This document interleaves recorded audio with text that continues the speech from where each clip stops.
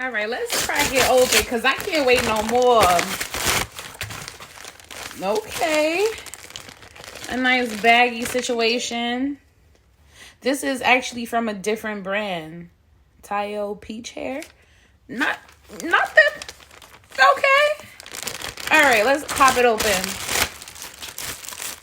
So this is 14 inches. 14 inches. This is a long situation. Okay. All right, so it comes with a wig cap. Not my preferred complexion, a wig cap, but nothing a little foundation won't fix. Okay. Okay. What kind of... This is oh, it's a headband wig. I personally don't really like these, but let's try it.